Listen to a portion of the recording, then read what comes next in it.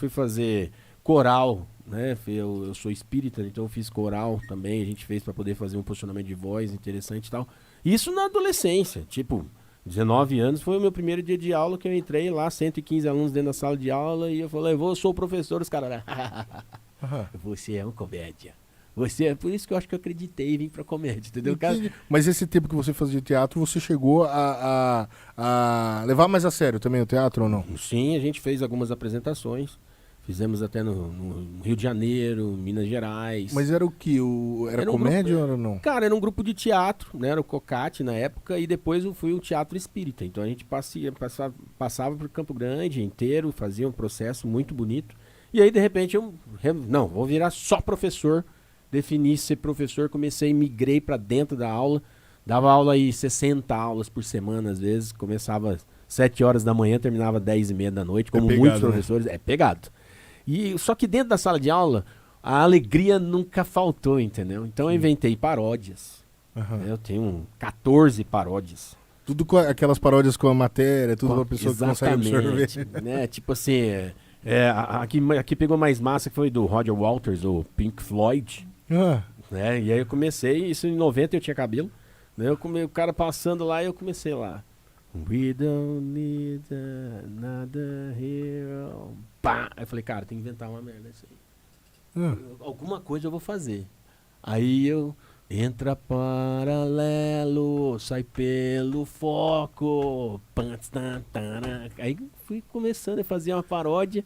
Outra paródia surgiu. Tem até Michel Teló na paródia. Cara, essas paródias. É cursinho, pra cursinho. Cursinho, velho. E elas fazem realmente entrar na mente do aluno. Porque é que nem uma música que você grava, né? Fica ali e de repente logo vem na mente. E é um processo mnemônico, né? Tem muita gente que demoniza o processo mnemônico. Mas pra você poder ter alto rendimento, você precisa de processo mnemônico. O que é um processo mnemônico? É justamente fortalecer com palavras-chave ou atitudes o processo de memorização.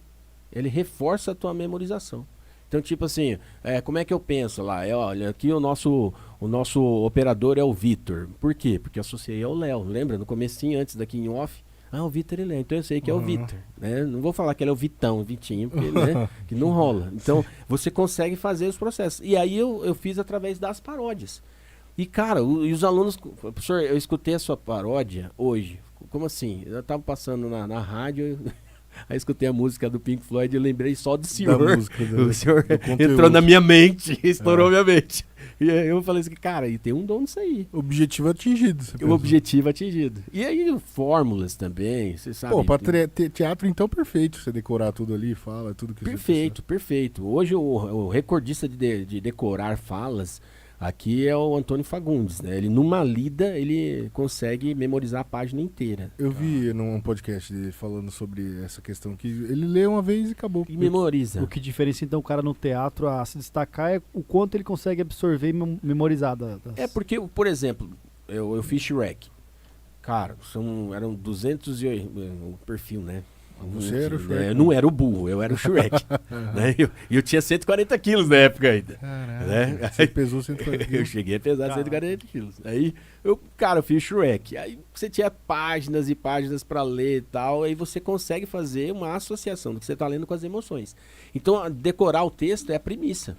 Né? É bom você ter um bom texto, decorou esse texto, aí você vai introjetar emoção no texto, e lá no final, você vai se divertir com o texto. Eu acredito que quando a pessoa tem uma facilidade para decorar o texto, na hora de atuar ela consegue se dedicar mais, né? Porque senão você fica tentando rebuscar o que você tinha que pensar, você esquece. Você começa a conciliar, por exemplo, as expressões corporais, né? Porque no teatro você tem que ser bem assim, tem que ser marcante as suas expressões. Exato. Então você casa a expressão com uma fala que você ainda vai pronunciar, né? E tem várias técnicas, assim, tem vários autores e tal, mas assim, o que é importante é justamente o que você falou, é tipo, cara, um bom texto te dá a liberdade. Aí você vai e introjeta o teu personagem.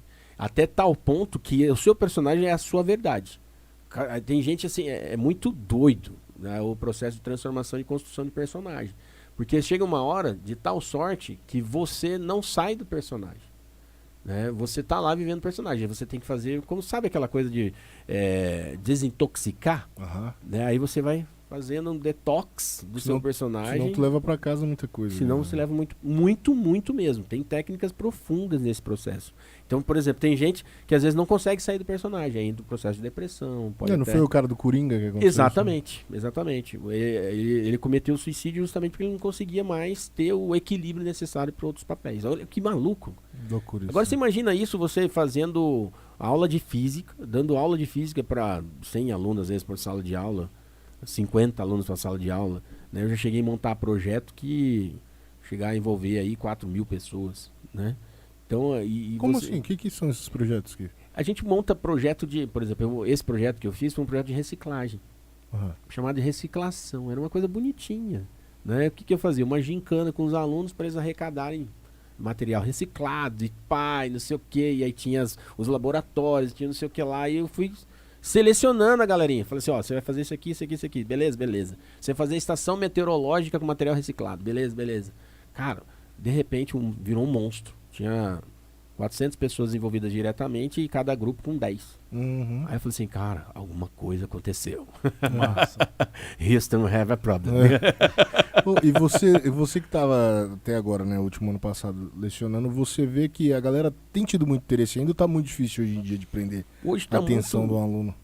Depende da dinâmica do que você escolhe. Por exemplo, eu há muito tempo eu já migrei da área de educação de ensino médio, né, e agradeço muito aos meus gestores, na época eu aprendia muito com isso, mas eu migrei para a área de preparatório. E preparatório para mim é o meu ponto mais suave, como é que posso falar? É o meu norte. Fica mais fácil, meu ponto de equilíbrio. Por quê? Porque o cara que quer fazer um preparatório, mano, ele não tá lá pra brincar. Não, ele tá ali já pra isso mesmo. Não, ele tem opção ali. Ele tá focado, entendeu? Uhum. Ele tá enxergando o sarrafo nessa altura aqui, então eu tenho que pular ali, entendeu? Uhum. Então é um cara, ele é diferenciado. Ele pode ser uma pessoa limitada cognitivamente, mas ele já sabe onde quer ele chegar, entendeu? Então eu construo o trabalho com ele. Então, por exemplo, pega um concurso, um jovem que é adolescente, vai fazer aí SpaceX, né? Um concurso extremamente concorrido. Medicina é concorrido. Cara, vai fazer SpaceX, entendeu? Vai prestar SpaceX. Por quê? Medicina aqui, o mais concorrido aqui é 230, que seja, por vaga. Lá é 480. Nossa, o SpaceX tá 480. 480 por vaga. Então o cara chega no limite do limite. Entendeu? A mente dele, ele tem que estar estudando 12 horas por dia, ele tem que estar lembrando de todos os processos que ele vai fazer. Como é que eu faço a fórmula de tal? Não, isso aqui é a fama, beleza. Esse aqui é o sorvete, é o sorvetão, é o regaço. Ele vai direcionando. Ele tem, por exemplo, hoje para você fazer uma questão de Enem, você tem 3 minutos e 14 segundos para fazer. Como é que você vai fazer uma questão de SpaceX que é muito mais complicada, muito mais definida, em 2 minutos e meio e fazer a expressão tudo certinho, bonitinho e entregar? Uhum. Entendeu? É muito louco o negócio. Por isso você precisa de ter ferramenta.